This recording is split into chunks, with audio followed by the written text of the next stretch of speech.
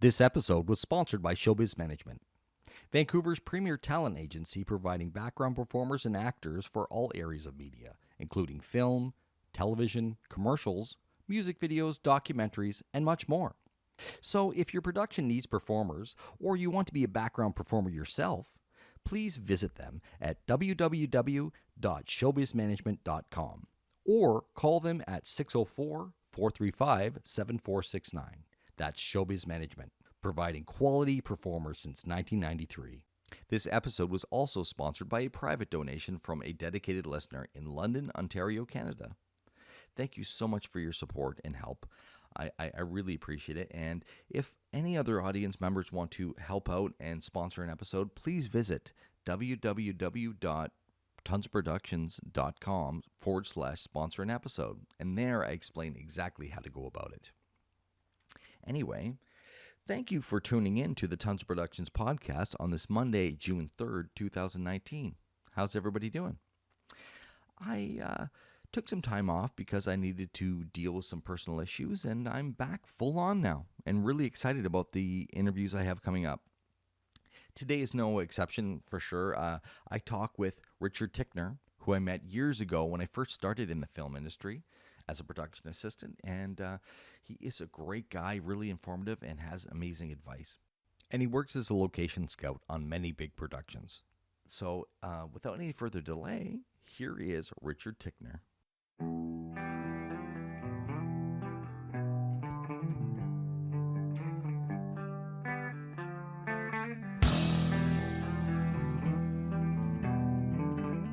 You are listening to the Tons of Productions podcast.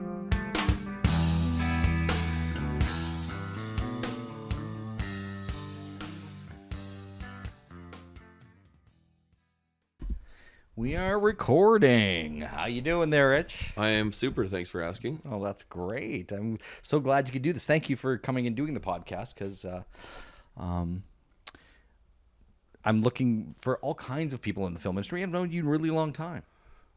And over that period of time, I've probably been many different kinds of people. Yes. Yeah, there was actually a time where you weren't even in film and you were hosting roller derby. That's correct. I remember that. You did a couple different things that were like live performance kind of things. I like hosting and getting into film. Maybe get a little bit closer to actors and realize I didn't actually want to become an actor. I was more of an interactor. So that hence the announcing and hosting things. Yeah. You thought it at first, but then you realized it wasn't necessarily succinct. Yeah. With my talents. But anyway, so where were you born? Where did you start your the journey? Well, I was born in Squamish. Okay. In the late 70s. And my parents basically moved up there to have a little baby. Nice. And it came out a redheaded child, and everyone was kind of surprised because there's no redheaded people in my family, really. Really? My mom was like, if you didn't come out of me and look just like your father, I'd have no idea you're my child. Wow. Fortunately, he's a handsome man, so she could tell I was his. And then we lived in we lived in Squamish till I was about 6. And then actually ended up going through bankruptcy in the early 80s when all the interest rates and things like that went up. Wow. So that was a big change for my parents. Yeah. And they kind of lost their house, and we moved to someone. We were fortunate enough that someone let us house sit for them. And that's when my parents started getting into, I don't know, different headspace about where they're at, because their parents, went to church or whatever, but they weren't necessarily very religious or whatever. Yeah. So, and my dad had been reading some books, like Shirley MacLaine books and things. So they took the Course in Miracles and the 6-month course, and they took some spiritual courses, and sort of started believing in what we now call quantum physics, that what you project in your life and what you believe how your life is going to be, that's how it's going to be. Right. And that's where my father had always been an artist, and that's one of the reasons he came to Canada with my mom from England, forward tracking to go bankrupt, spiritual courses. And then my dad's style sort of changed for something a lot more positive. Michael Tickner, you're familiar with his work. And, yeah.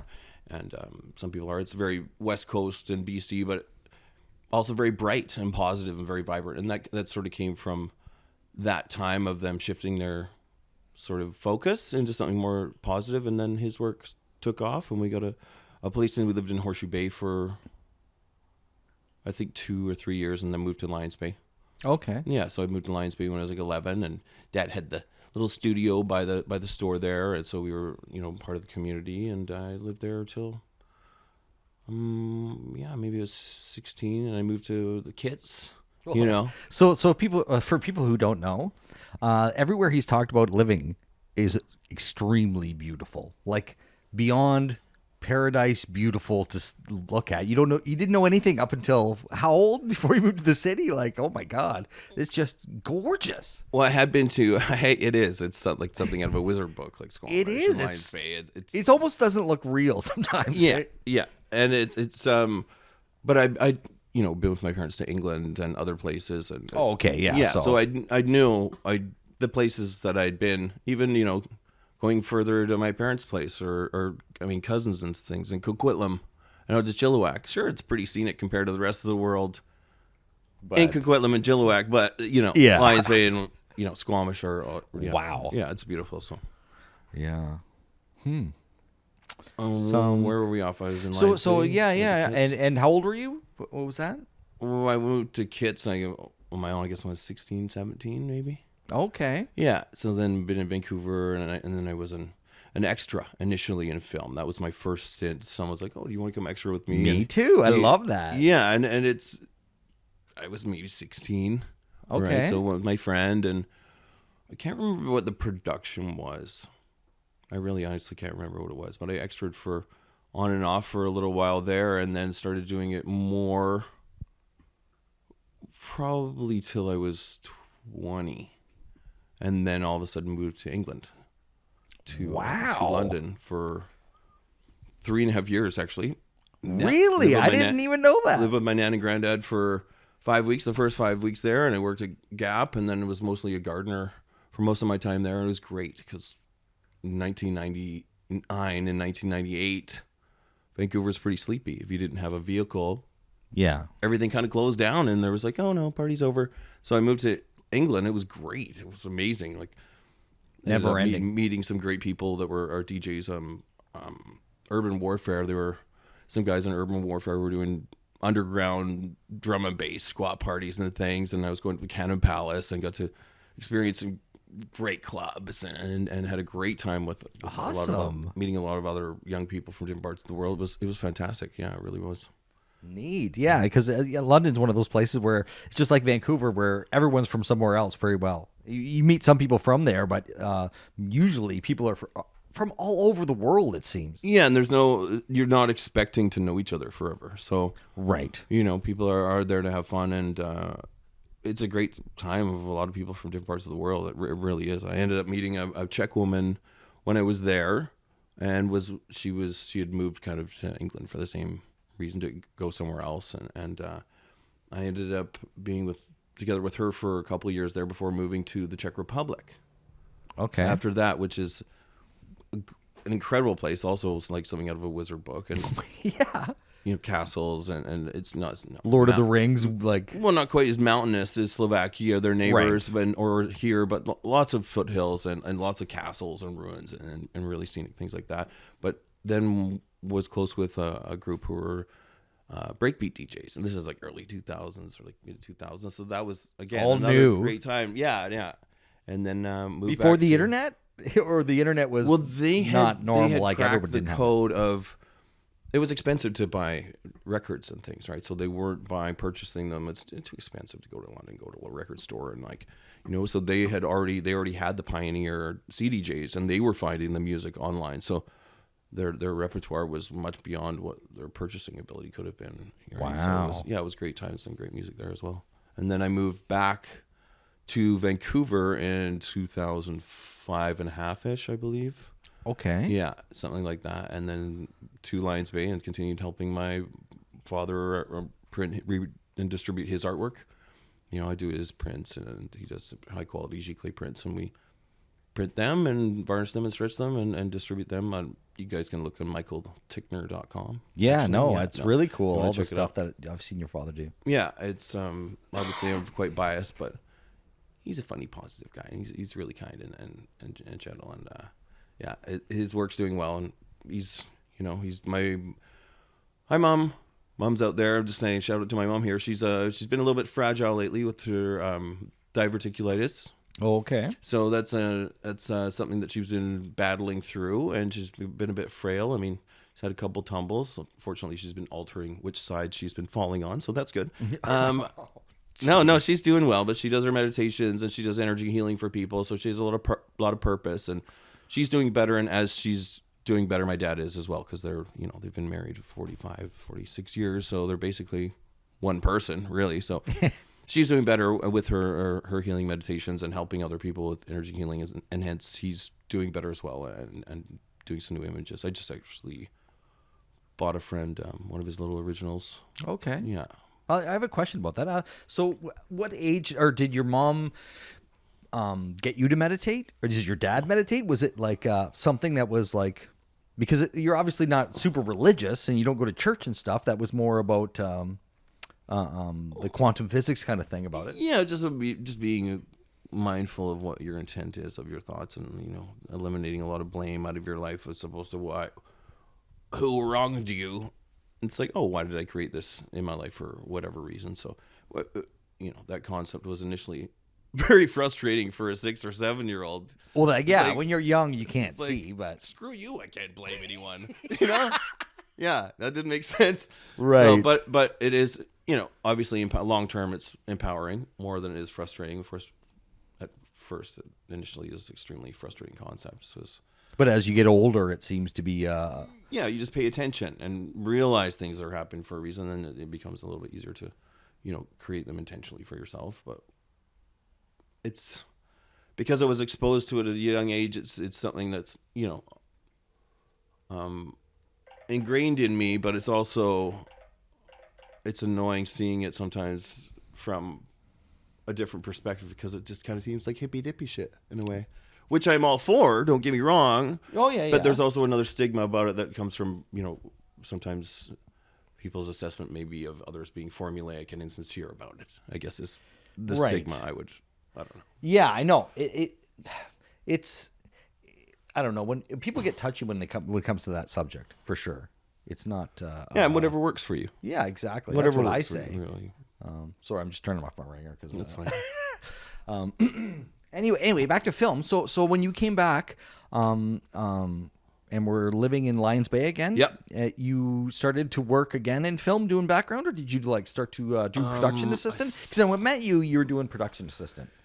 Yeah, I think I may have, because I was working for my family, printing prints and things like that. And I think I may have, I can't remember, but it was shortly after I had even thought about getting back into film. A friend of mine, Selena, she was a film accountant. And she's like, Rich, you ever thought of working in film? And I was like, well, I kind of have a little of that. She's like, do you want to be a PA? And I said, sure. Yeah, I'll be a PA. And they're like, all right, here's where you go tomorrow. And it was in Squamish. So you knew the neighborhood really well. I know that place. Yeah. So I go there and like, Rich, you're a PA. I was like, great. And that means, production assistant. I was like, I'm here to help. Here's your vest. Gave me a little high-vis vest because I was in the parking lot. And they said, Rich, your job is to sweep the parking lot, take care of the cars, make sure, no one steals the cars, kind of smile and wave and be friendly, and tidy up the parking lot and sweep. You're like a representative, kind of. There was not a piece of gravel left in that parking lot by the end of the day. There really wasn't. There wasn't, and I didn't even have a radio or anything. I was like, wow. That was like a monotonous job, but whatever. Let's just do it as well as I possibly can. And the next day, some guy who didn't seem like he was very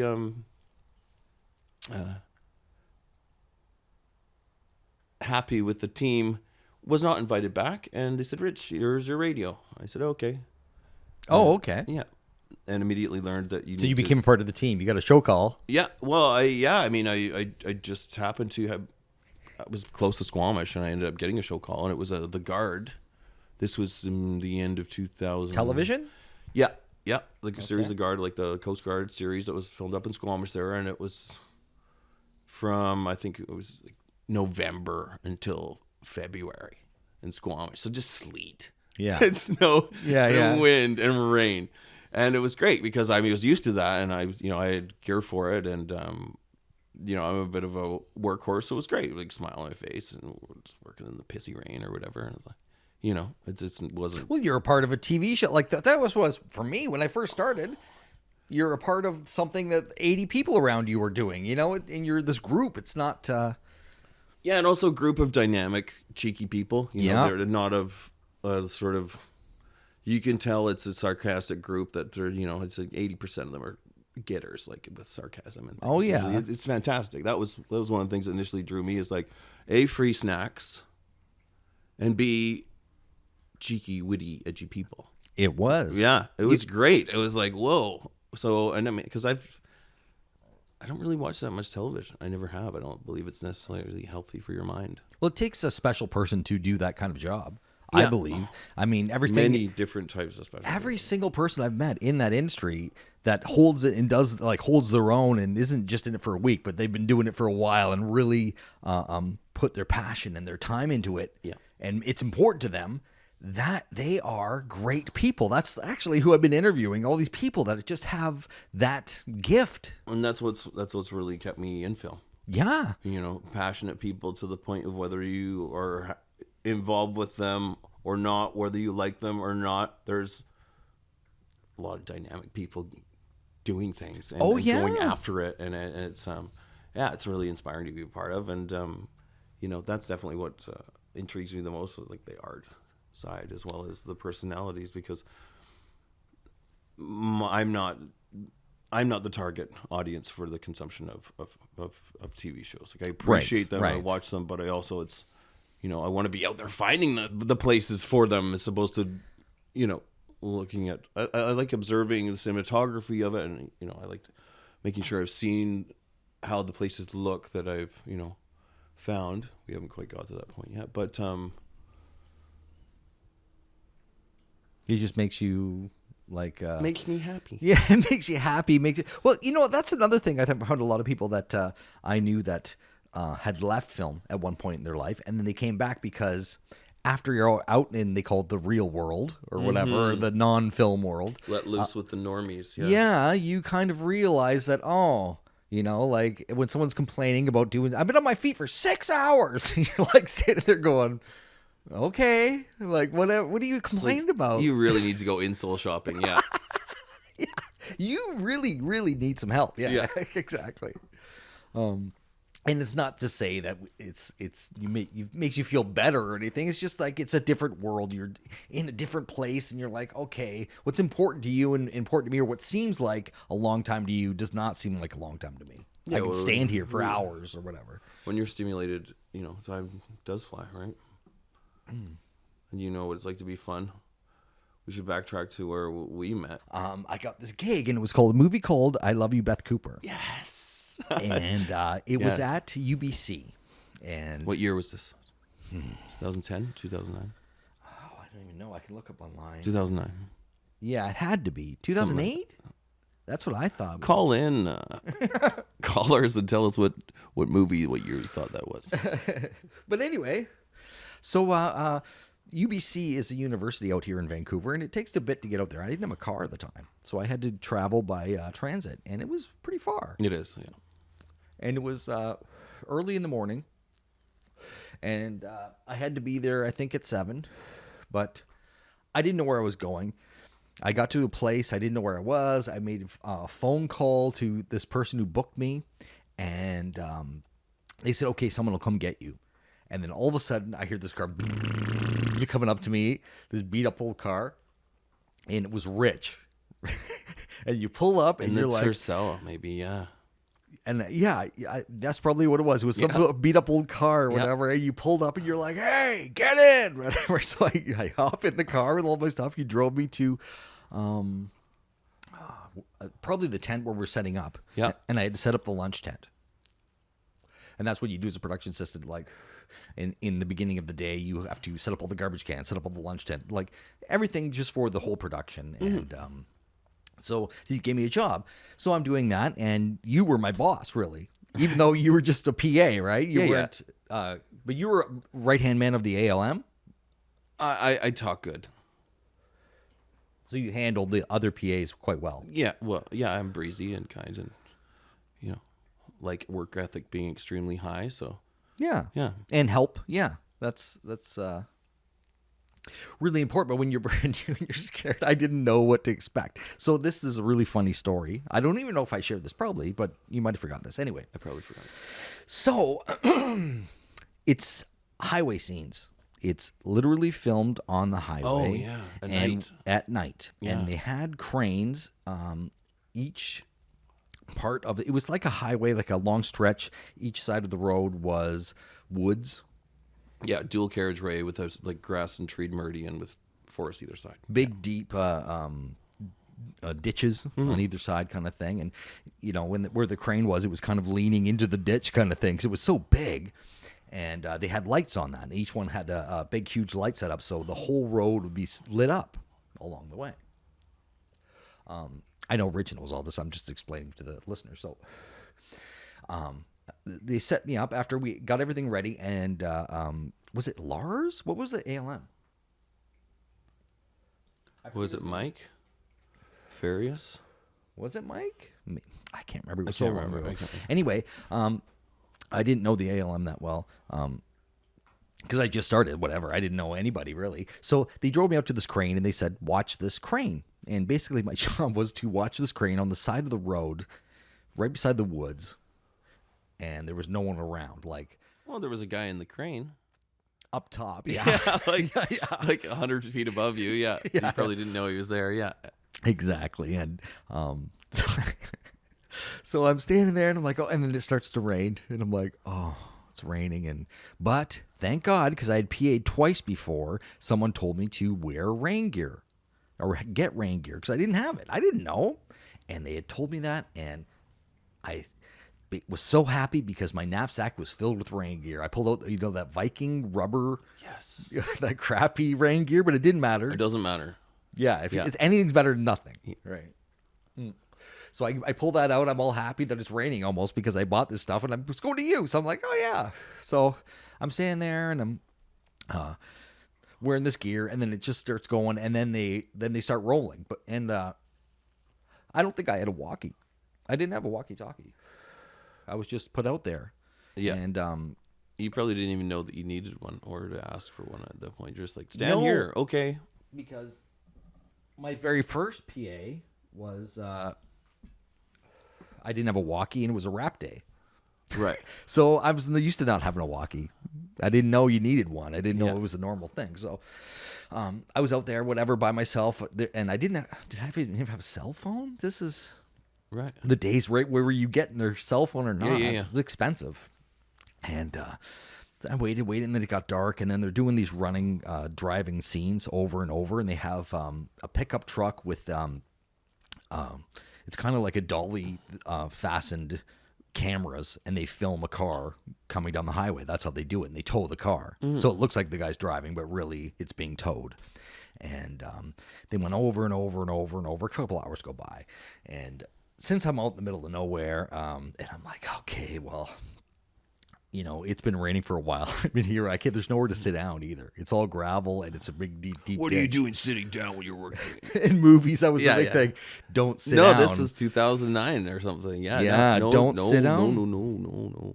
And we're talking, people check on you back then too, and make sure you weren't, you had to be standing up. That was a thing. So after 9 hours, your calves are just quivering, right? Yeah. You're just hurting. You're lifting your feet up like you're one of those people stretching before a race or something. Like, yeah. Well, actually, it's 6 hours because that's lunch. They have a time regimen, so it's 6 hours is lunch. So, I don't even know what time it is actually because I didn't have the smartphone then. I think they went for second meal at that point on that show a few times. They did. Yeah. I did it a couple times. I have 2 stories about that show. One's in New West too, but sorry to talk all. No, I love it. It's like memory lane. It is. Your life. Keep going. So I said, well, you know what? Since I'm out here and it's shitty and whatever, I have this pin joint. I'm gonna go smoke this pin joint.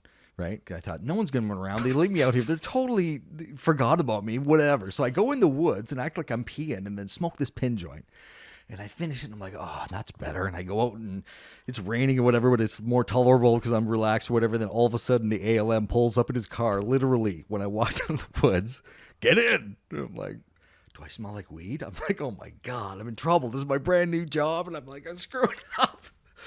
And he didn't say anything. He didn't smell it or nothing. He drove me to get lunch. And I was like, oh, okay. And I got lunch and did all the stuff. And then we go back and he drops me off the spot. And I was like, oh, after I ate and got all good, I was like, okay, this isn't too bad. So I'm like, oh, I'll smoke this other pin joint, or the rest of the pin joint. I had half of it. Yeah, I thought you'd learned your lesson. Like, I thought, okay, we're good. He's not coming back for hours. I finish it. Like, okay. He pulls up, get in, literally like 5 minutes after I finish. I'm like, oh no. Takes me around, drives me down to where everyone is, like right in set where everybody is. Like, that, yeah. I was like, okay. And says, okay, you're going to sit in this cop car with this cop.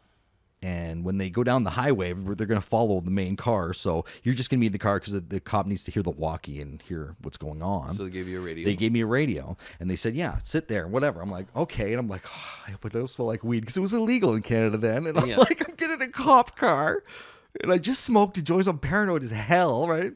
And but it was fine. He didn't smell me or anything. And I actually appreciate it because I was out of the rain. It was warm in her car. So I liked it. So that was that story. And that's when I first met you. That was the first night I met you. What was I doing? Yeah, I remember that one. That was pretty hectic, actually. We went to second meal, and we was like blocking Southwest Marine Drive to UBC. Yeah, and yeah, it was. And then we went to. That's also when I met Bishop. Okay, Bishop, yeah. I met you and Mike Bishop on that. Hey, Mike. I don't know if you guys know Mike Bishop. He's the best. I'm going to try to get him on here. One of the best first assistant directors I've ever seen in action. Oh, he's a super nice guy. Yeah, and very direct and ridiculously articulate. Knows the name of every piece of equipment. Yeah. Which is really annoying for every department. If the first AD knows that, you're like, what? Yeah, how do you know that? Hey, sir, what's this called? Yeah. Yeah. Or why don't you just use this? Yeah. Like, what? How does he know that? Shut up. And that's enough about Mike. It's not. We're talking about you, Mike. It's not. Yeah. Love you, Beth Cooper. And that was. Yeah, I peed for way too long. I did for way too long. I remember going into do the test and I missed a question. I was a little miffed, and I'd been working continuously. And one of the reasons I went into film initially is try something new. Stayed in it because I love it. It's like addictive, obviously. And you can but do it was I was working with my family. You can endure it. You had the endurance to do it. That's a huge That's factor. I'm quite the unit. Yeah, that's not a problem. But it was like not enough free time at that point, which was good because then you don't have time to spend money and you're making it, which was helping me advance my life. And it's you have to plug away, you have to commit to it, really, right? But part of it was because working with my family drove me crazy. And then I took a break from film for probably 2 years. Yeah, I'll probably off for a year. And then that was when I was going through some issues with that relationship at the time. And then ended up going back into film for another year.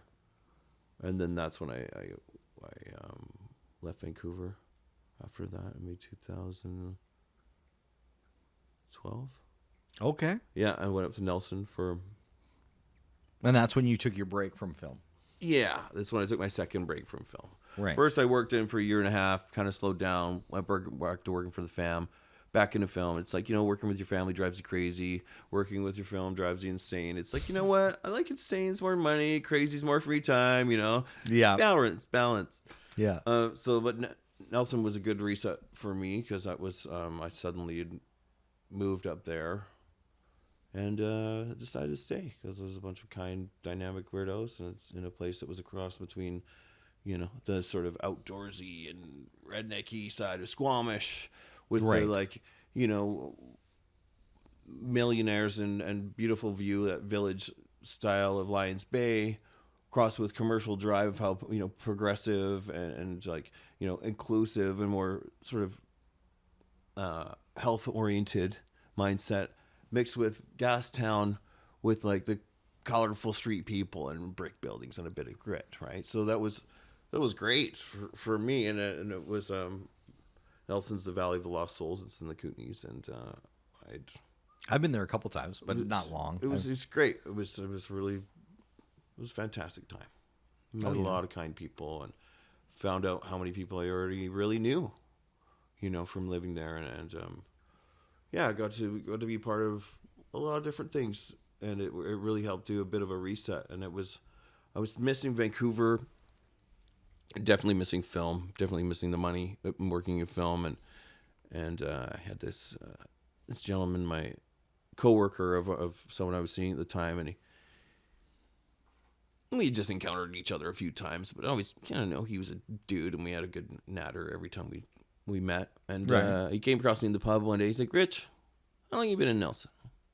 And I said, just over 2 years. He's like, "Well, if I see you here one more year, I'm gonna be a little disappointed." I was like, "What?" He's like, "No, you come here. It's a good place to go through whatever you're going. Do you feel you've gone through?" I was like, "Yeah, I do. Yeah, I have." It's like, "Well, this is the Valley of the Lost Souls. Unless you're settling here, unless you've teamed up and you're settling down, which I don't think you are." I said, "No, I'm not." And he's like, "Okay, well, you get back out in the world, and you're bigger than this place now. It served you and it serves a lot of people, but I don't want to see you here." And I was like, "Okay." And he's like, "You know who else I told that to? I told that to my daughter." And I just started seeing her at a certain age. And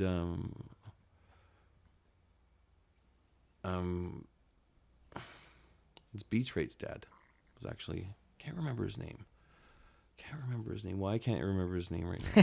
But he gave you advice that put you back into film and made you put me back into that, get back out there, Tiger. You're ready. I was like, okay. And I was like, in my mind, I was like, okay, coach. And then so only a couple months later, I moved back to Vancouver and suddenly decided to, get back at it. And what brought you into scouting? What was your attraction to that? You like the...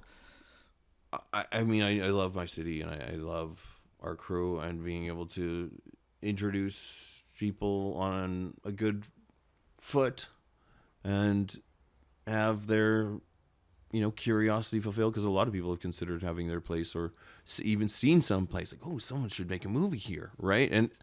And that's neat when you do get to see that sort of materialized and see how some cinematographer is like, yes, we made a movie there, right? So but it's there's many different attitudes with every company, like every different individual is, and sometimes when things are potentially rushed or not taken into full consideration, it can alienate some of those spaces and make them unavailable for other people to create art at those locations. So is it like is there a competition, like you against other scouts, or does everyone help each other as a community? I think it's pretty much both. Oh, is it? Depending on the show. It's pretty competitive. Some people like keep all their places to themselves. Yeah, and then but that's understandable because that's their value. Right. What they have and what they have access they to, bring their to the relationships and their contacts, that's their value. So, I mean, there's different attitudes for different people. I mean, I'm relatively new, really. I've been scouting 3 years. No, maybe just barely 3 years as a full member scout. Had done a few projects previously, and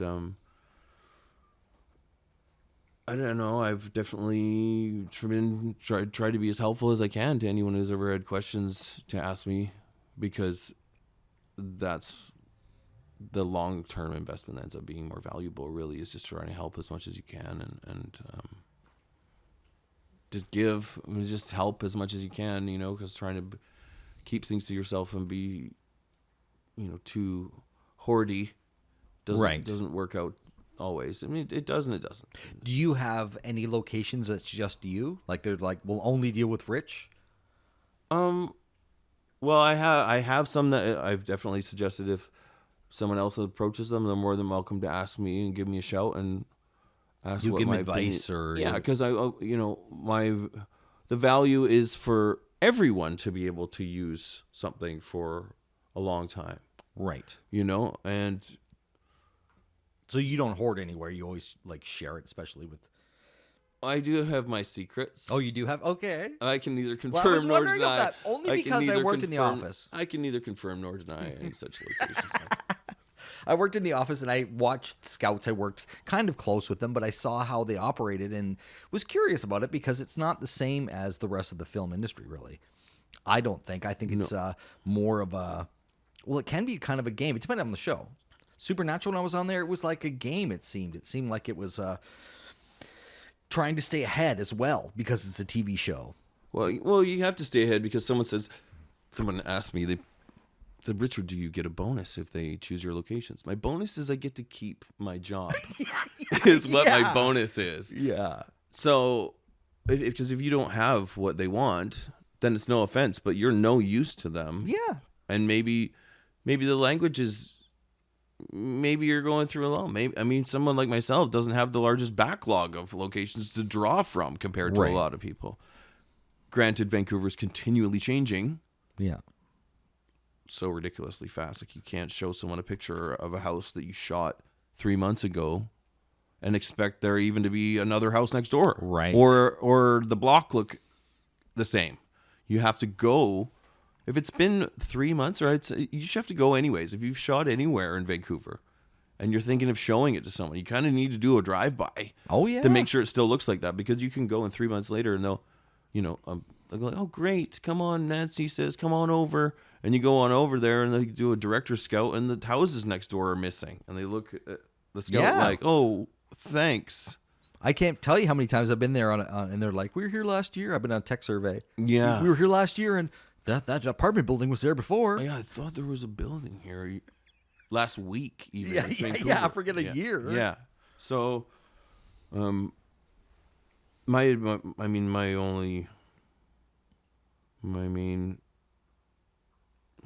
I don't know, gusto or advantage slightly is that I do look a lot. I look so much, I drive everywhere and I will drop off cards if I'm looking for something that I know someone else is going to need later. I'll stop and at least drop off cards. And I have, through my, just my family's artwork customers, I do have connections to properties and things like that. And right. Personal connections, because we've lived here in the Lower Mainland for quite some time, and we're quite social, our family. So, those aren't ones that I'm hoarding, but those are just personal. There's locations I wouldn't necessarily. I'd probably want to have the ability to contribute a little bit of scrutiny if it was a personal connection or property that I particularly didn't want alienated. You know what I mean? Oh, yeah. Yeah, because some people need money and some people don't, but as long as everybody can be good. They'd say throw to the wolves, especially if you know the people or you know them well, and if you throw it to the wolves. And then what I mean is, not everyone is really nice. A lot of times, film crews can be brutal, and a lot of times can be really, really fine. And I've worked with real professionals. Sometimes they don't have the budget to be nice. Right. Or it's in a situation where a lot of people have moved up the ladder one step because they've gone somewhere that's a different sort of level of production or a different facet of production where they have the ability to move up and have a little bit more experience in a position that they haven't experienced before. And if that happens on a few different levels in the same production, it's not necessarily they're not nice, but there's a learning curve that doesn't necessarily always incorporate the communication that keeps the location as smoothly treated as it could be. Let's put it that way. Exactly. Because that is it's almost like an actor to me. It's almost a resource that is really precious when it comes down to story. Mm-hmm. I think because I've done a lot of prep and I've been in a lot of places where, I'm in charge of I'm the liaison basically of the place. Even though there is a liaison, I'm the person who looks after it and deals with everyone. And some people are respectful and some people aren't. And they're like, oh, do we own this? They come up and they're whatever. And I'm like, we don't own this. We've rented it. And why are you feel obligated to not show it the respect it deserves? It should be respected as actors, as far as I'm concerned. But that's just is it disrespect, or is it that they work 16 hours? That's true too. A mother day. That's true. And they have ex-partners vet bills, That is true. children, iPhones, Yeah. and stuff. And there can be a high level of stress that it's like, screw this lady's pansies. I'm putting my light stand here. And, That is true. I get it. That is true. I get it. And it's sometimes, someone will be like, hey, do we have any spare pansies in the greens truck? And it can come. Yeah, actually, I got a couple right here. And it can come down to a crew and no one knowing each other's name. Yeah. And they'll just not communicate because they don't want to have to ask their boss to ask someone else's boss to ask someone like goes out a couple of pansies. Yeah. Which are really lovely flowers. They're edible, by the way. And I don't know why they call them pansies. They're really tough. You can put them out in the winter. But if you step on them, they're not very resilient to body weight. Anyways, so that can exist as well. Yeah. I know a lot of people get stressed out by working that many hours and have all life on top of it. Have lots of kids that are failing at school or getting in fights and having to deal with working 18-hour days. Because their parents aren't actually there to give them the, guidance that they want to. Because they're working in film. Because they're making... This is making it sound bad. I shouldn't say that. Well, no, but then they're able to afford their children's, That's true. education and make sure you that can they be go to a rich. good school, and so there's It's a catch-22 because one hand you're or rich. have the ability to take large chunks of time off to spend with your children and take them on holidays and things like that, right? Because it's if you are making a certain amount, there's different people that are different levels of financial management, shall we say. Well, yeah, and there's also people that don't even care about money and just have that. They don't need speed or cocaine. They're just a go person. They don't even need sleep. You watch them go like you can't even believe it. I need sleep. Oh, they're coming to get you. That was federal. No. That was federal. Oh, Yeah. You know your sirens. No, I live on First and Clark. I know my sirens. No doubt. I live on First. I know the sirens. Nice. That's funny. Yeah, we're East Vanners. I'm right by the drive. I guess the East Van sign's almost exactly halfway between us. Yeah. Pretty much. Cheers to that. Cheers. So anyway, to get back to it, I don't want to make film sound like it's a bad choice. It's just that you have to be smart when you're making that because you basically marry your work. I know people that are 24/7 with their phone on, and you better answer every time it rings. And it could be Saturday night at 3 a.m. and someone's phoning you about parking that you should have got for Wednesday or.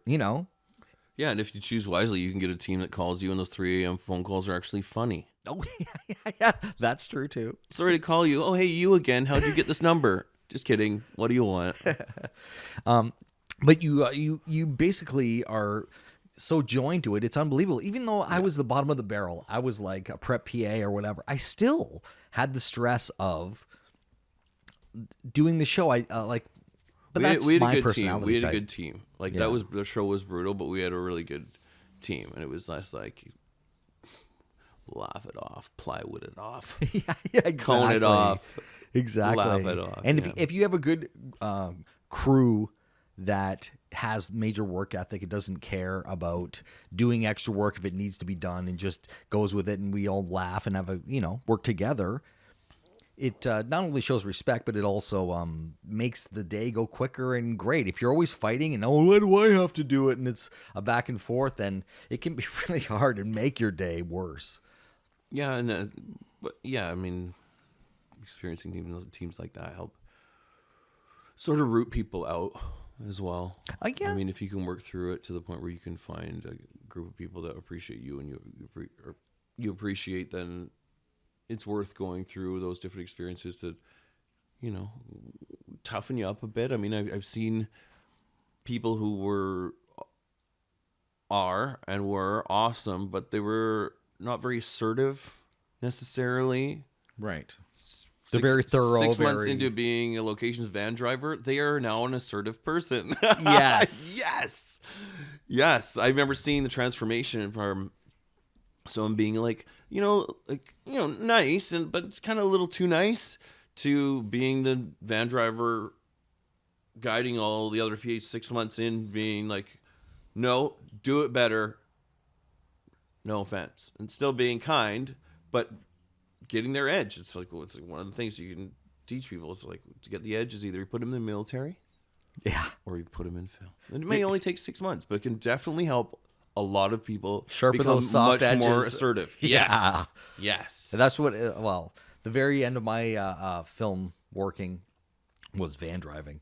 And that's where it came from me. It was the same thing. I did it for the end of one year and the beginning of the next. And it was brutal because of the amount of work. You all of a sudden lose your...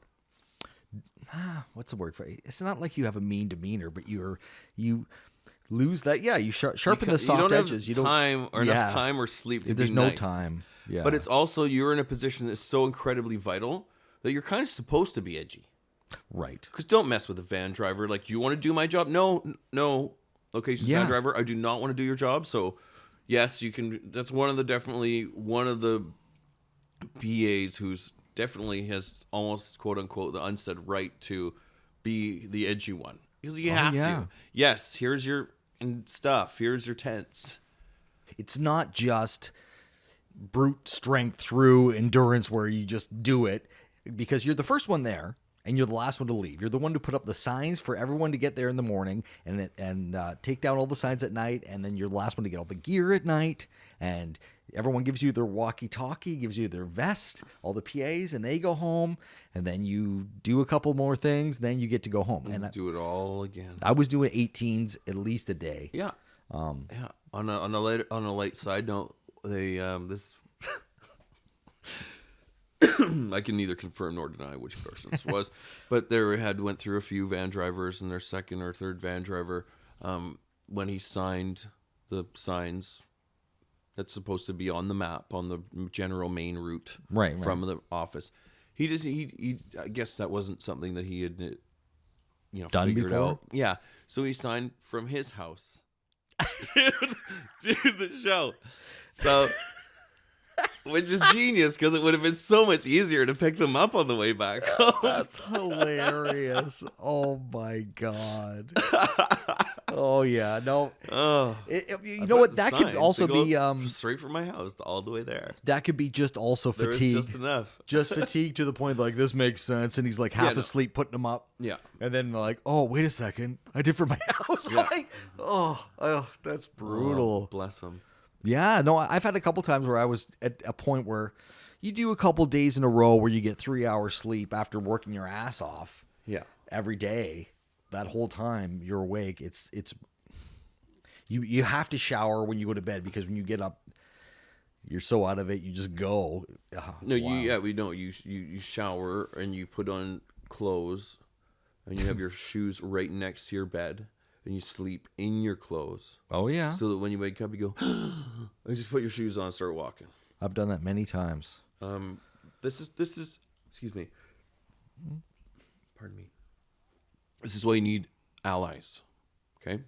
So the allies, if you're going to be something like a van driver, okay? This is the advice I would give anyone, is the people that you need to take care of the most are the people that do the most for everyone, which is the drivers. Yep. And the first aid people. Yep. Otherwise, some people call them Teamsters. Some people call them crafty. Right. But it's our drivers and our first aid people. You ask them what they need as much as possible. Exactly. And you find things to give them. You find ways to make your first aid person's life better. You find a way to make your drivers' lives better. And one of the ways I was doing this initially was if it would be, a hot summer's day, there'd be the circle of all the trucks and things. And for our drivers, I'd get out and be like, start setting up a table and a tent. And they'd be like, whoa, who's this for? Because it's kind of their space, right? They're like, who's this guy making you crap next to us? And like, no, it's for you. It's for you guys. I'm like, what? I'm like, I'm not having my coworkers sit out in the hot sun. And then they love you all of a sudden. They're like, oh, Rich. Yeah, well, I mean, come on. We're like, we're doing 18s. What about you're doing 27-hour days? Yeah. How can you do? You can't even do many 27-hour days in a row in a week. It just doesn't add up hourly. You know what I mean? So it's if you can do things like that, like I remember doing this for whatever show I go on to, and we're helping them however I could, and being patient with them as well, right? Yeah. It's like if you're at triple time speed, yep. Yeah. And if you're not at triple time speed, then you better be at waiting for triple time speed, because there's a certain like right that comes with that to like not overexert yourself. It's a respect thing that yeah. So I'd help these guys, and then I'd help first aid, like crafty first aid, make sure it was like, what do you need? Like, can I get you anything? And it's like, what? Because they're just giving things to people all day. That's all they do. Yeah. Yeah. So just give them whatever they want as much as possible. Refer to them as like, oh, you're our first aid people. Very happy to meet you. You know, because that's the check that you don't want them to earn. Oh, yeah. But that's the one that they're there for, really, right? It blows me away if people don't know that, because I've been on shows where they don't know that. They don't know that the Teamsters are the backbone and life's blood, I think, of any set. And if you make allies with them, they will help you when you need it. So when I first started on the show, it was my second day. We're at a place, and they said we have to carry a bunch of garbage down to this dumpster. They said, oh, it's a block that down the road, block and a half. So we get all the PAs, everyone grabs 4 bags, and we all walk, 8 of us, with 4 bags each, and we take it to this dumpster. And I thought, why don't you just ask the Teamsters? Oh, no, we've never done that. I'm like, what do you mean you've never done that? I go, where are they? And I go like, oh, I'll be right back. So I march right over, and I see this guy sitting in his truck, sitting there reading a paper, or like I think a tablet or something. I don't know. And I go up and I introduce myself, and I talk to him, and, you know, we became friendly pretty quickly, you know, and I said, listen, dude, I know I just started on the show, but these guys have all this garbage. Will you back your truck up, let me load it on here and take it to the dumpster, and I'll just dump it all myself, you know, because I just want to get rid of this pile, and I don't, you know, it's far away and whatever. He's like, oh, no problem, jump in.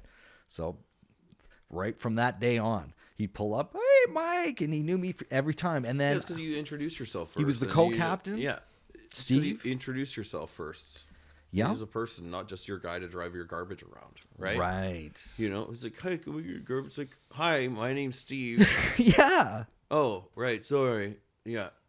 Names. You gotta move your truck. Yeah, you don't even say their name or whatever. Like, that's cool. rude. Hi, I'm Richard. Yeah. I'll move my truck for you. Thanks.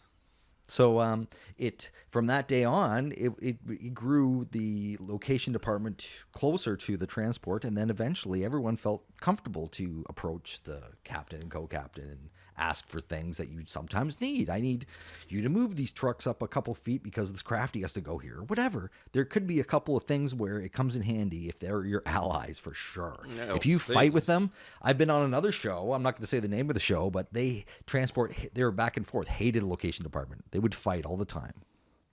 So they tried to give me crap because I would prep. And one of the co-captain pulls up and he goes, well, which way are we looking? Are they going to see the truck if I park it here? And I said, well, I don't know. And he's like, what do you mean you don't know? You should know where we're looking. And he's giving me crap. And I go, oh, but I wasn't on the tech survey. Were you? You weren't paying attention on your own tech survey? You do your job really good, don't you? And I started ripping on the guy, and he started laughing. And then all of a sudden, friends. So they hated the location department because I stood up to the guy. He gave me respect and loved me.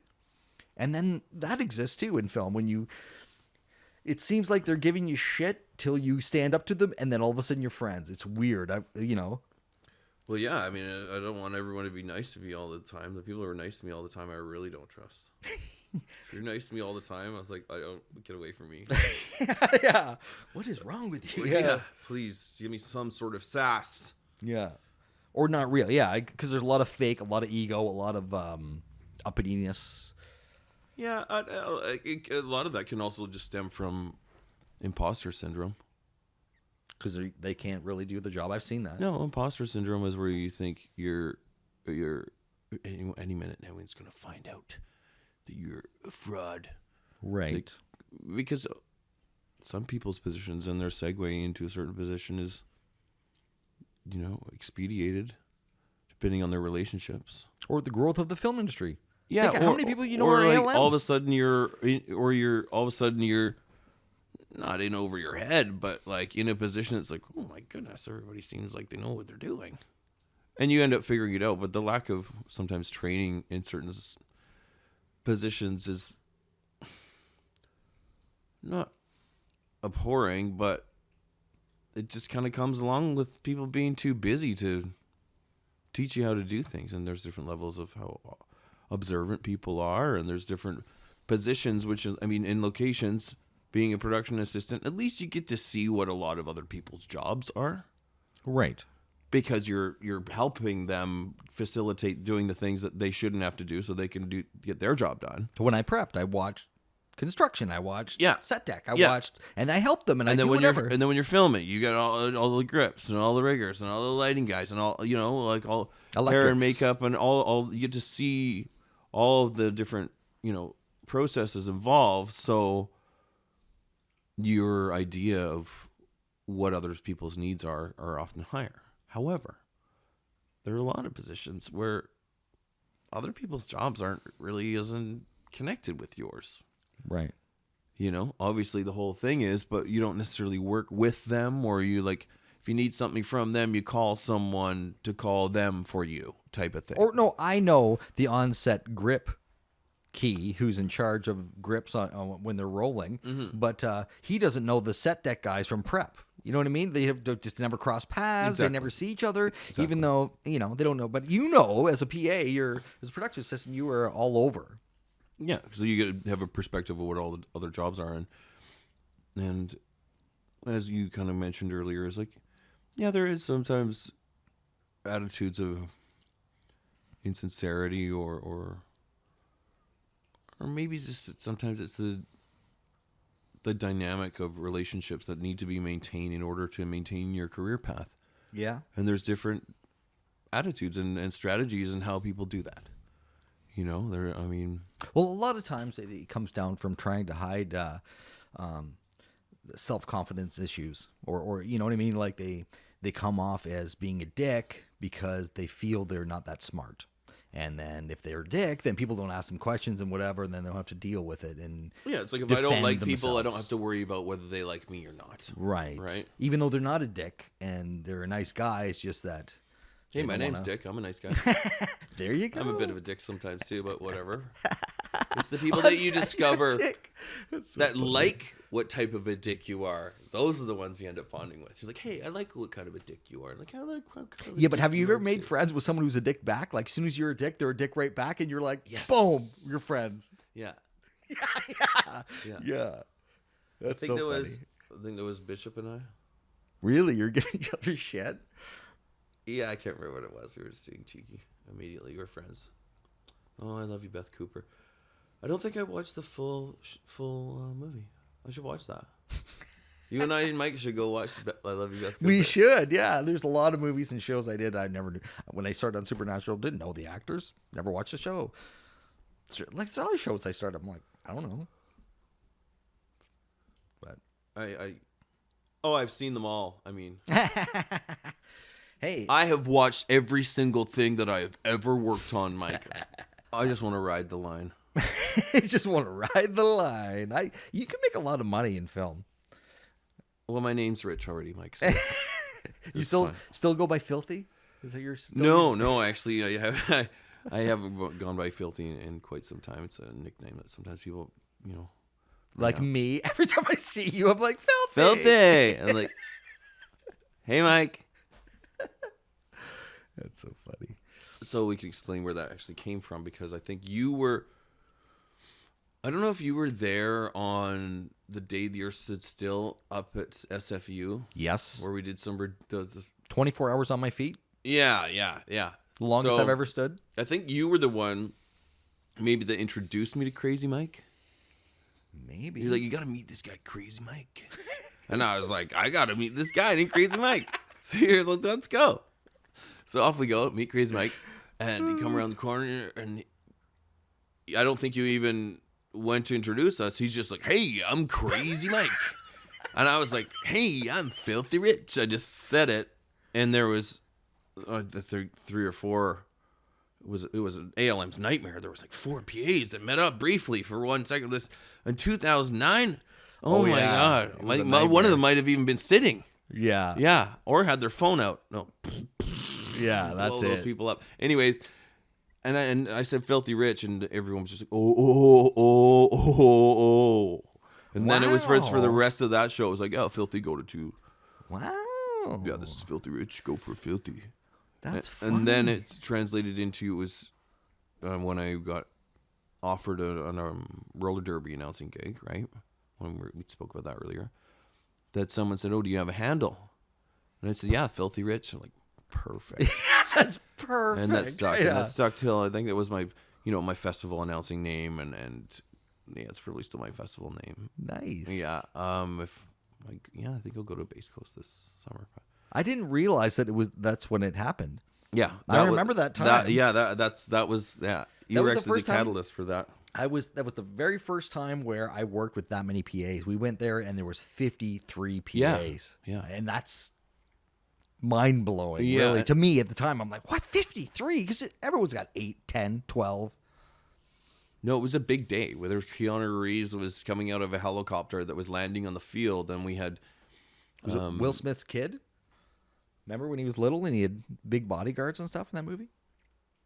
not clearly, but I can fabricate that memory now that you're saying it. Yep, there it is. And then we had military vehicles on the track in the field, which we laid out, I think, 600 sheets of color-coded burgundy, like the rubber track, or green, like the field, that we moved all of those sheets, 6 times each. In the rain. In the rain, yeah. It was great. Oh, it was a clay track. was and making we art. couldn't drive on it either. Nope. That was the thing. To get You to had the put center of it. You had to put the ply down. So I did my shift on the plywood. Yeah. And Pretty fly for a ply guy, hey? And then the next day, the next day I went up. I don't think I've said that since then. The ply guy, yeah. That was probably when that song came out. And there was just shouting people, and we were just trying to make light of it. It was my way or the ply way. Oh yeah, Yeah. And it was I went to the next day. That's when I realized I was on my feet for at 22 by the time I get home. Depressed, like slumped over people, like loading the last couple on the trailers, just like souls crushed. Like, thanks for helping us make that art. Yeah, It was great. that was unreal. It's such good exercise. And that's where Filthy came. That's awesome. Yeah. Wow, those are big days. And then when I got you to act in my thing, that was awesome. Yeah. I ended up doing a short film. Idolatry short film. My character Ken, the comic book store manager. I watched that the other day, actually. Oh, really? Yeah, Nice. there's some clips. I think it's Idolatry short film. There's 2 on YouTube. Yeah. Yeah. And there's a short trailer. And man, as well. honestly, if that had been put forward a few years later when Netflix was like, oh sure, well, what is it called? We'll produce it.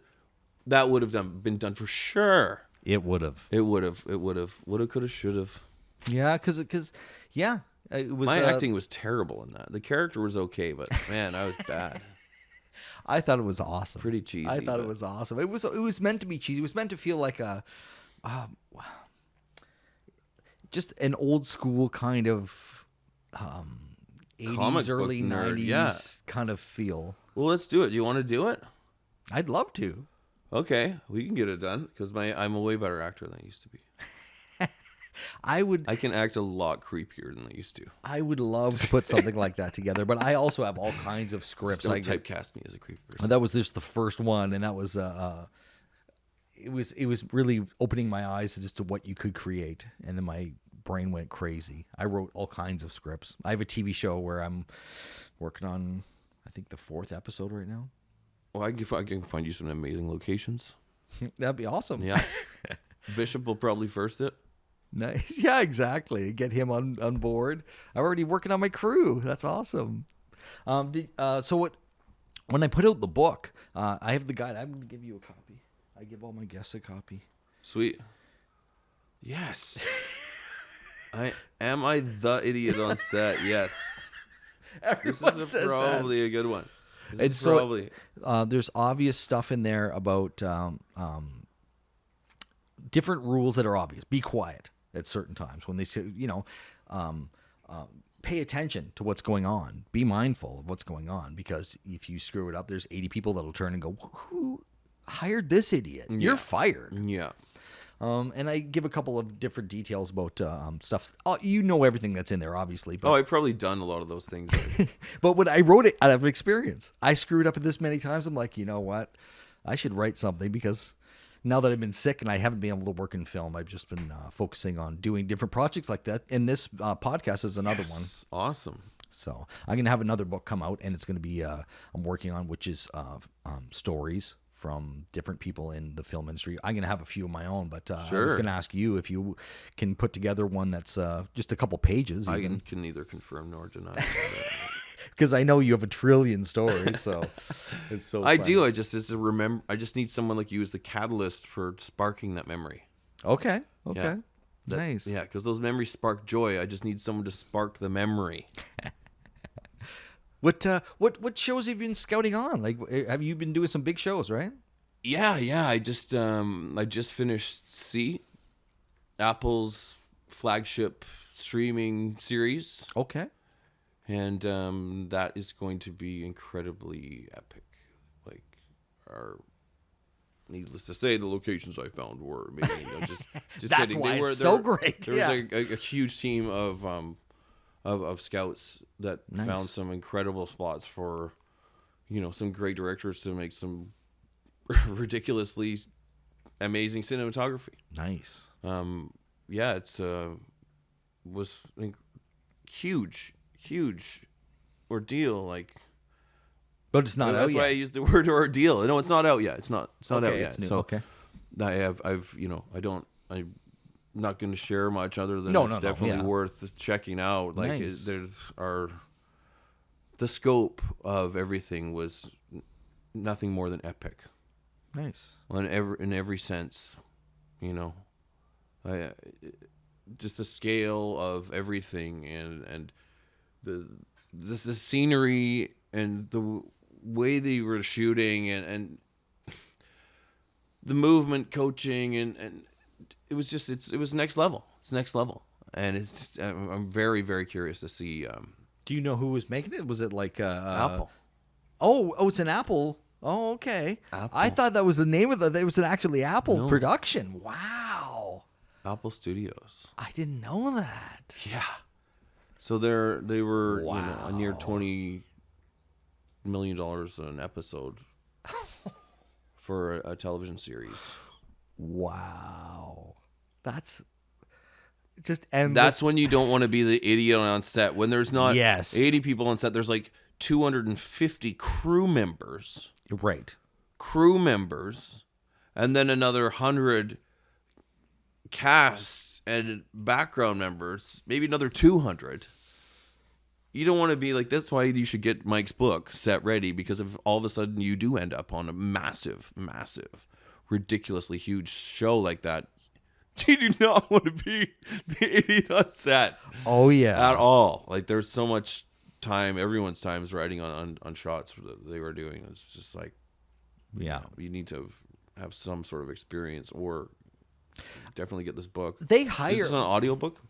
Not yet. I'm working on the audiobook right now. I'm recording I be the it. voice for your audiobook? No, I'm already doing it. Okay, your voice is pretty good too. So I'm going to release that. Can I be the voice of the idiot? We could probably work something out. I don't know. Okay. Even if it's just a chapter, maybe that'd be hilarious, right? But I do some slangs. It's not every slang, and around here and stuff, it's just more about not looking like a stooge when you're in front of all these people, because you really realize it when you're there. And a lot of people look at it as a job, but it's more than that. It's like you're a part of this huge organism that is happening, and if you can be noticed by the entire thing. How many times did someone screw up and everybody knows about it? Even background. They're saying, oh, did you hear about this guy? He just, whatever he did. You don't want to be that guy. Right. The idiot. Yeah. So I've been that guy a couple times. Fortunately, I've been rocking awkward since I was a little orange-haired person. Used to it, but it can be quite embarrassing. That's a good book. I'm gonna power read through this. Oh yeah, no, you'll love wait it. till we're You can- done our interview here. It takes about not even half an hour. It's like just more of a guide. But I know how embarrassing it was, and if I can save embarrassment of new people, and I can save frustration, because I dealt with so many people as a PA and van driver. You deal with new PAs, you deal with background who are brand new, and they're making obvious mistakes that you like. Why would you do that? Why would you make noise after they called rolling? Or why would you do this? Or slam the door? Or do whatever? And you know that it's just because they don't know. It's not because they're a bad person. They're not fighting you. They're just, I don't know. It's. I think one of the reasons these things happen is because people aren't really engaged. Like they want to be. Initially, they're like, yes, I want to be engaged with this section of the filmmaking process, which makes you hope that you'll have a bit more of an idea what everyone else is doing. But again, your position becomes quite isolated and you don't necessarily have access and no one's explaining to you what's going on. So you just kind of get like, oh, well, it doesn't really involve me. And Right. so you don't feel engaged and you lose focus, because everybody has ADDs or ADOS, attention deficit. Ooh, shiny, And Right. it's like, oh, no one's My calling, phone's beeping. Yeah. Oh, so sometimes it comes down to helping people understand with a little bit of training people to what the process is. Right. Like I've had people say to me, what's with that guy? And I'm like, what? Your coworker over there, is that who you're referring to? Yeah, what's with him? I don't know. Did you ask him what's with him, or did you just give him a vest and a radio, ask his name, and now you don't remember what his name is? Yes. And they kind of slump their head and go, yeah. Okay, well, why don't I go over to him and see what's up with this guy? I'm like, oh, hey there. How's it going? He's like, good. It's like, cool. I got you a crew park here. Listen, do you know what first team is? Yeah. And they shake their head. They're like, no. I'm like, okay, cool. Let's have a 15-minute conversation. I'll tell you a little bit about the, the ebb and flow of what filmmaking is. Because you're out in the parking lot. You're like, oh, I'm making movies now. You've had a nice breakfast. You're given a vest. Maybe you're in the blistering sun or freezing cold. And you just feel like a theft deterrent. Yeah. And there's things going on. And you don't know what these expressions are. I bet you go over all those in your book. Too. Oh yeah, no, I do all the really important slangs. That's under slangs as far as first team, Jargon. as for second team. Yeah, all the jargon that is important. Great. So Where anyway, were we in the path of our journeys? what do you have in mind, or do you have another job lined up? Are you working for a specific team? Because I know that everyone works for some people. Like one of the interviews I had was this woman who does scouting on one and then does office locations on another and goes back and forth and works for these different teams and these different people when they get a show. Is that what you guys do, or do you just apply to every show, or where you get a call from the Union Hall? I'm on the avails list, and I'm taking a couple days rest in between my show because it's pretty intense. So I am open to new possibilities. I do have a couple of tentative possible arrangements, which I can neither confirm nor deny. Do you know if the show's picked up, if you're going again for another season? I believe that the buzz around it already prior to it even being released and their sort of view of the dailies and things, it's gonna be in demand.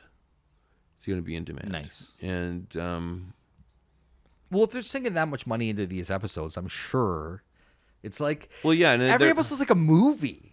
It's unbelievable. Yeah. $20 million? Like, are you kidding me? Yeah, That's insanity to me. but from everything, it's like from not just the locations, but all the costumes, all the like techniques and how they were filming things, and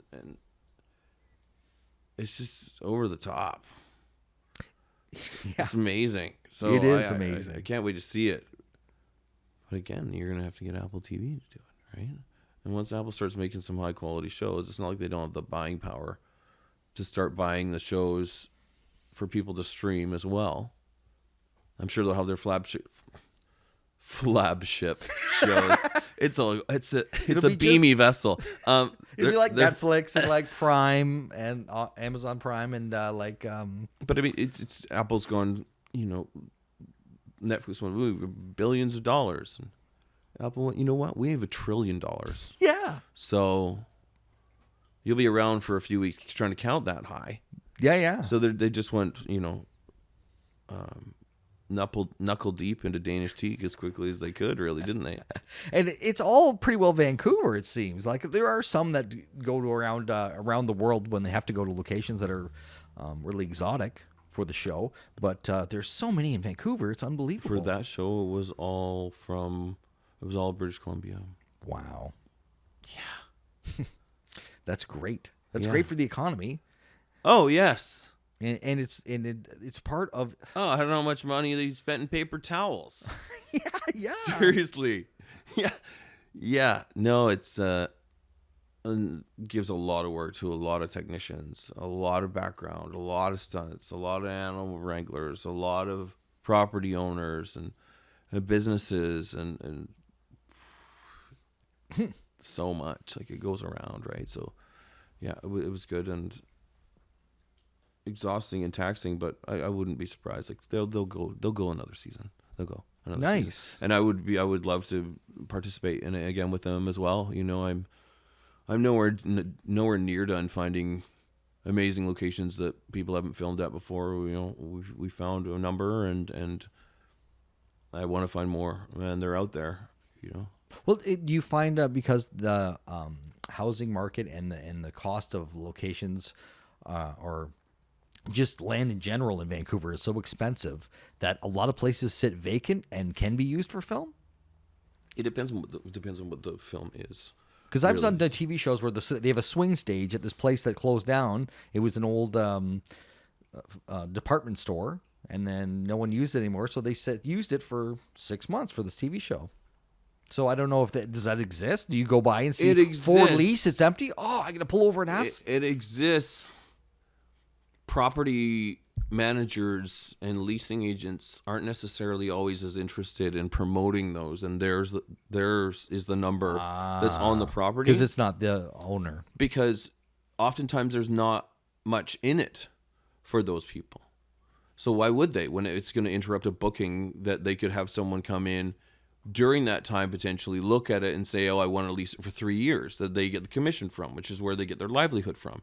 Whereas if some film guy comes in and says, oh yeah, we want it for 2 weeks, two weeks turns into 2 months, turns into, okay, now it's a production office. The leasing agent has probably been circumvented with all of that, and they've gone straight to the owner because they have to deal with them for their insurance. So if you do, like, if there's anyone out there with a property that you have represented by a leasing agent or something, then please, if you are grateful for getting film money and the opportunity to, then reflect that, especially to your leasing agent or property manager, if they've given you a simple segue into, like, here's Buddy's phone number. Honestly, a producer's not going to say, well, we're going to give the leasing agent, we're going to give that property manager 10%. No, Right. they're not adding things for other people. Their job is to make it cost effective. So what someone who is grateful for, like, this would go, whether it's your leasing agent or property manager for an office building or an abandoned mall, if they were to put you in contact with them, a gratuity or some sort of way to give that person the incentive to continue with the attitude of, yeah, sure, I'll help you make your property money, would be great. Because a lot of scouts encounter someone who's not going to help them, because real estate agents, property leasers, property management companies, their livelihood is about renting these spaces And out. they're if leaving you're it up to you you might screw it up for them.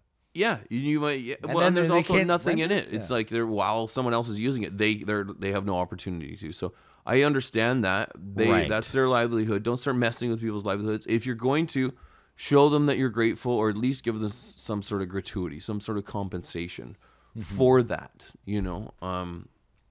Or neighbors. If you filmed in a neighborhood and it has affected your neighbors, and say you got paid, they were there for 4 days, and you got $10,000, right? Well, if it impacted your neighbors severely and they took all the parking on the street, you could at least throw them a barbecue. Yeah, or something. Or say, okay, you're going to have to give, you can do it here. You're going to have to pay me 10, and you can negotiate for your neighbors. So you're like, well, I want these neighbors all to get $500 each or something, or take it out of your own money. Right. You know, do you want to make $10,000 once and then not be able to make $10,000 again? Could be 20, could be 50 for whatever. Oh, Depends yeah, on your depending on the neighborhood, property. Depends on your house. Depends on how immersed they are. Depends on how prepped it is.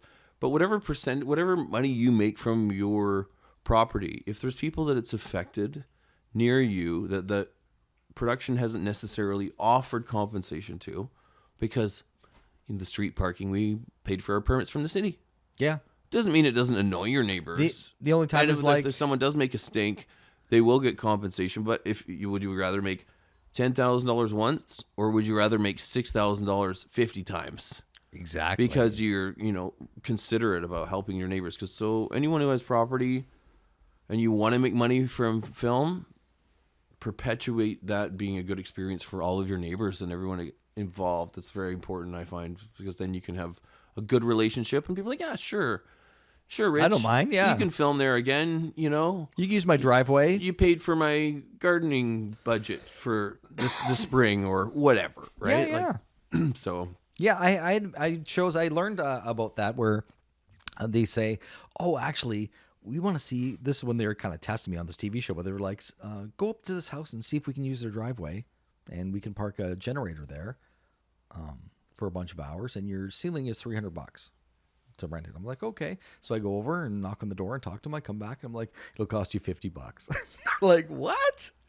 Because they're used to people, but I found a lot of people are really excited to have their location in film. That exists. People are like, what? They not just have dollar signs in their eyes, the but generator's they also parked in your driveway.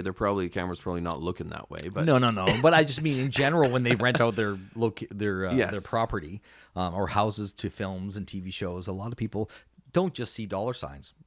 Because sometimes that happens. Oh, no. Sometimes it's neat to see what's going on, right? Yeah. But neat can turn into annoying after a couple days, really. Right. And one of the best ways to de-annoy people, right? Another strategy. Give them catering. Yeah. Because these well-paid crew members are like, how was lunch? I don't know. The salmon was okay, but the ribs were a little dry. People are like, what? You had salmon and ribs? Yeah, and the salad bar was okay, I guess. Yeah. There was only 3 desserts. So like, you spoiled jerk. You spoiled jerk. Lunch was okay. Whereas all that slag of like delicious, lovely catered food that someone's gonna throw 3 garbage bags full, and I'm like, oh god, this sucks throwing away all this food because it's gonna drip down my sleeve. Oh, it is. Whereas you could just go to the neighbors and like the amount of times where it's like, oh yeah, guys can come back anytime. Because honestly, giving someone dinner, right? A lot of people who have really small lives, it's like you give them a couple big plates of catered food, it's like that's their meals for the next 2 days type of thing, right? So there's plenty of resources that it depends on the production wasted. too. It depends on the production. That seems to be more in the film era, I think, because I think a TV budget is way more tight and the schedule is a lot more tight. I've been working on an Apple series, and then I get that it was X-Files before that, and I think it was Salvation, and before that. So these are all TV shows. It's just productions. Then it depends on the production. Because I've had ones that are super tight. They won't let set deck eat from the catering, even though they're right there, kind of thing. Right. No, I meant the food, the after food. Right. If there's whatever leftovers there are, if you can cater to the neighbors, honestly, just. Yeah, it's worth it. It's worth it. But if I had ones where it's like everyone gets filet mignon and like what? And crab's legs and like really amazing food. Those crab's legs were dry. Yeah. Oh, was the free range butter that you put on them that was okay. Yeah, and then you see him in Crafty making a huge sandwich. I didn't eat that much at lunch I because don't know why I I'm said not a big free range fish. butter. I'm just picturing Free-range butter. these bars of butter like walking around the field. Grass-fed butter. Sorry. But some crafties are just amazing too. I see whole sandwich making stations and fridges that have all kinds of stuff. It's just endless what you could eat. It's wild. This is one of the things that was astonished me about C is they had a prep crafty. God. Yeah. Shows don't have that. That's rare. That's very rare. They'll have a first aid guy or girl sitting in their truck or car. Yeah. The only time I've seen that was But pull RoboCop. up. Ooh. When I worked on Prep RoboCop. Crafty, hey? Prep Crafty, but it was a massive production. Yeah. Yeah. The big ones are prep crafty. It's like, not only do I need to make sure you're safe, you want some snacks? Well, the first aid guy's a crafty guy anyway. Honestly, it keeps morale up. The first It aid does. person, honestly, if they can keep everyone's morale up, they do not have to earn their first aid check as much, right? Like, Oh, you should see the electrics guys or anybody who's on prep and it's like 10 o'clock and it's their break and they're like, oh, we have crafty, and they go and they're all like excited like kids because they're used to always being denied. yeah, it's like, thanks. It's like, no, you deserve the snacks. Like, here, have a snack.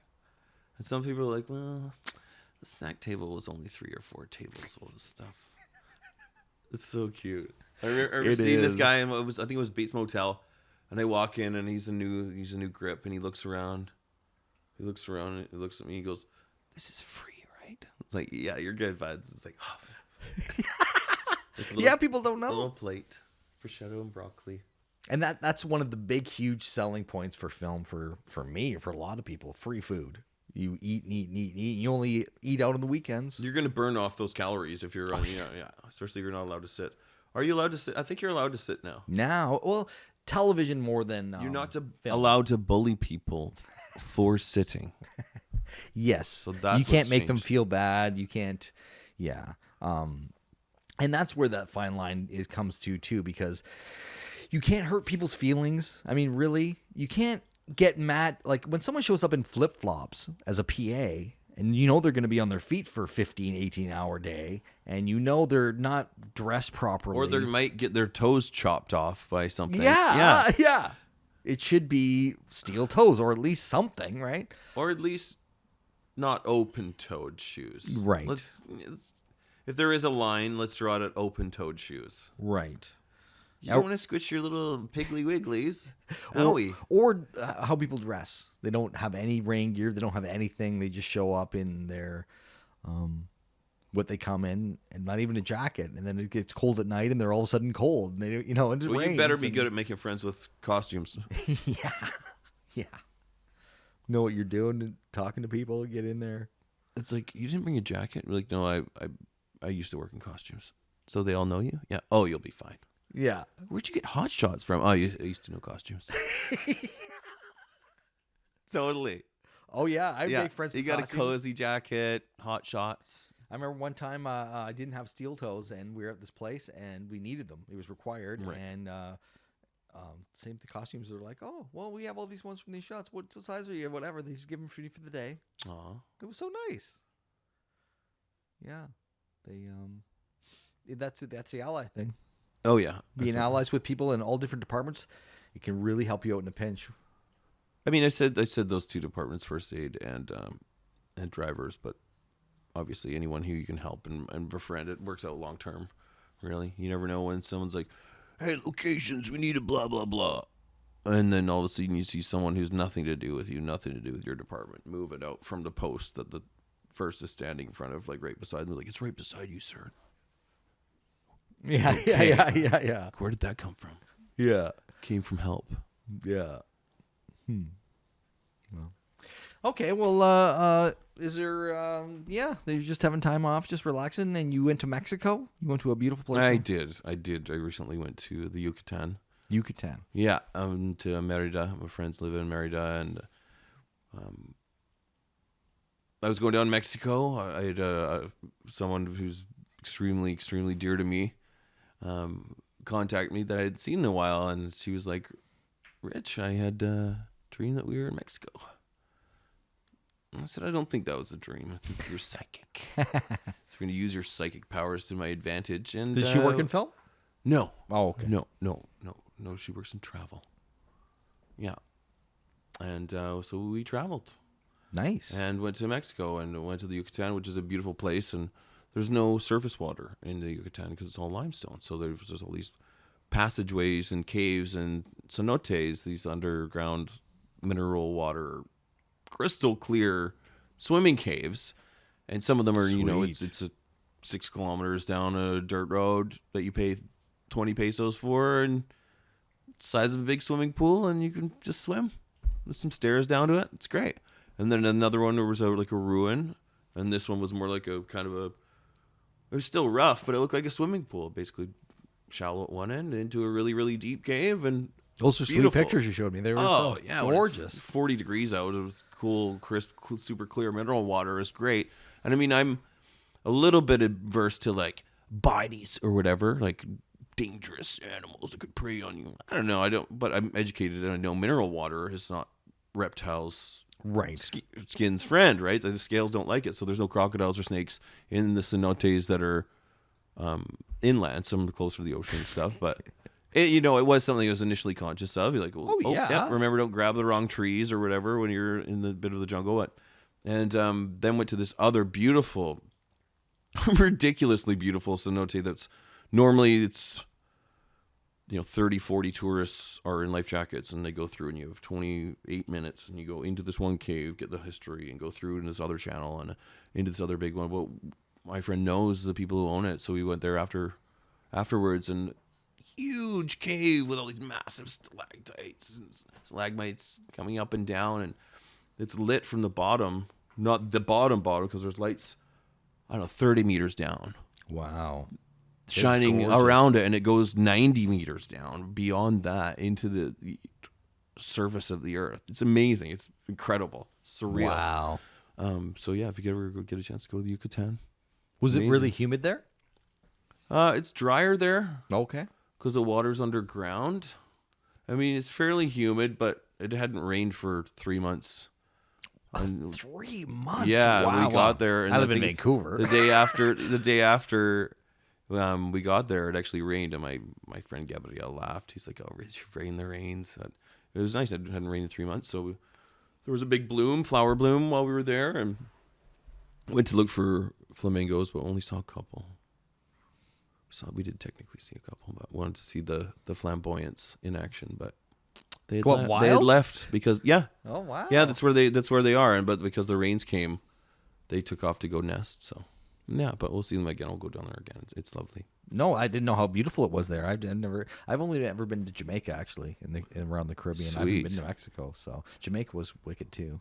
I bet. But you got to be, in those places, you got to be careful when, because those countries don't have the same regulations that we have in Canada that we are afforded here, and we don't realize that when you go, not that anywhere's super dangerous or anything, but it's not the same idea. Oh no, it's simple. It's simple things that can catch you off guard. Like what my friend had warned me about a couple things about personal safety. Right. Stairs aren't always the same height. Rise over run, and it's fairly standardized on pretty much every stairway in Canada. But everybody knows some uncle who did it back stairs and kind of did them on his own. And there's just one or two that are slightly off. It only takes a millimeter for you to trip on it. Right. So, A, watch yourself on stairs. They are uneven. B, don't necessarily trust handrails to support your weight. Yes. These are two simple things that you can save yourself potential injury. Just pay a little extra attention on stairs. And then handrails and things in Mexico, maybe they might not support your body weight. Yeah. Simple tips, people. Yeah, that's what in Jamaica I had one where I'm like, oh, someone built this really cool water slide. They had this water slide that was built it was basically carved out of rock, and it was really cool. Yeah. But there was no lifeguard or anybody around there but they're like, you go up to the bar and you're like, oh, can we go down? Anybody go down that water slide? They're like, oh, if you want to, go ahead. Right? Like, if I want to, go ahead. Like, and so I did it, right? Because I was drinking and I was like, oh yeah, whatever. But I realized, if you go down there and break your leg, they're just going to shrug their shoulders like, oh, I told him, man, whatever. Yeah, you should have been careful, dude. But you learn risk. Oh yeah. So you become smarter, really, right? Like, a little edgier. There's a little more risk around. You learn risk assessment fairly quickly as a human, really, right? Like someone's looking at it's like, oh, are the kids okay? It's like, yeah, make children they're safe. There's hazards that they learn at a young age quite quickly. It's like no, they're savvy. Yeah, humans get savvy to their environment quite quickly. Oh yeah, you have to in certain situations for sure, especially when you go camping or do any outdoors, that kind of thing. I think it's a steeper learning curve in different places in Canada. Your consequences for camping hazards are maybe bears. Oh yeah, BC was big for me. Yeah. Where I'm from, there's nothing like that. There's brown bears in northern Ontario. You never even see one. Just because they get shot, so they run away from people if they see you. Yeah, they smell human beings, and let's not make any mistake. The only way a bear is attacking you is if you corner it or by accident run up across it, but it can smell you really far through dense woods and go the other way. It'll be like avoid you. Unless, like, the wind's blowing. There has to be circumstances where you can surprise them. Depends on the bear type. True. People have been attacked because people they're used hungry. to just shoot them all the time, Mike. Like up in Squamish, up in Pemberton, people used to just shoot the bears, and they stopped shooting them, a couple decades ago. So they kind of get closer to humans, and eventually they'll wait for bears to be a problem before they. What about cats? Have you ever seen cats up here? I've never had seen a wildlife person have to shoot his cat. No, I haven't seen too many troubled cats. What was your question? No, I mean like mountain lions or like any sort of or bobcats or anything like. Because you grew up in a weird place where there's a lot of nature and a lot of like. Have you seen a grizzly bear? In my life, in Squamish, no. Okay. I've seen grizzly bear poop. I've seen one maybe past Whistler from the road. Okay. And maybe a couple from the distance in the Kootenays. Maybe one from the distance in the Kootenays. But no, like, thank goodness. No. Oh, yeah. No, it's scary. No live grizzly encounters, thank goodness. Really. I mean, when I've been scouting and I've been somewhere, I've been places where we have our bear bell and we have our bear spray, and right. I'm wearing a busy sweater and I've got my knife with me just in case I need to, fight one hand to hand or whatever. Oh my God.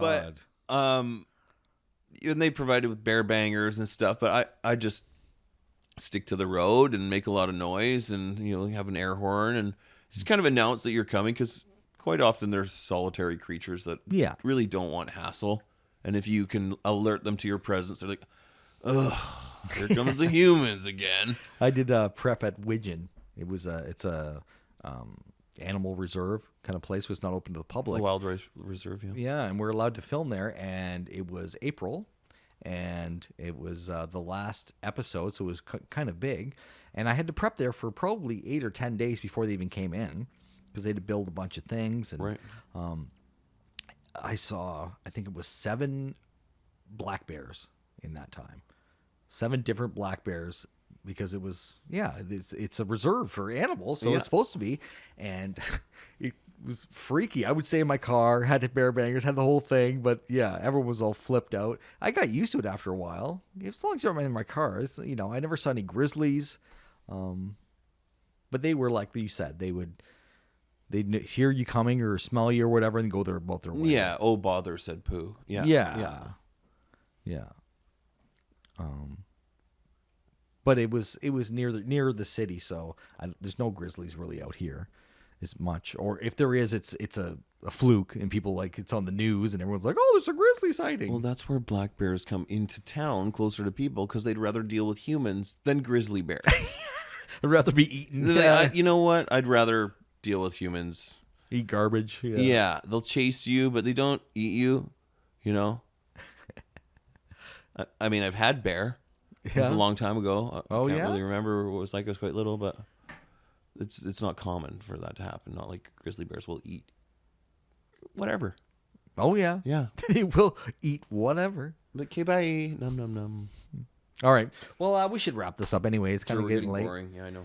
We're getting to a point where we're just running out of things to talk about. We talked about pretty well everything, right? I in guess. film, I guess. I don't know. I just am very, very grateful for you to have me on and have the opportunity to parlay with yourself. And, you know, I'm definitely a big fan of the book already. I haven't read it, great. but it's got some need to knows. And I'm very, very, very grateful for the artwork that I've been exposed to. Your lovely lady's paintings here. So I know which one I'm buying. Yeah, no, Danny's been doing it for a while, and she's it's really helped her express a lot in her life. She didn't paint until she met me. Cool. Yeah, it was a year after we got married. None of these look anything like you. No. Oh, wait. That one that says love does. Aww. All right, Rich. Well, yeah, I'll talk to you soon. Thank you, and I'll call you to come on again in a Anytime, while. Mike. Anytime. Perfect. I love your work. Thank you very much. Take care, man. You too. Okay.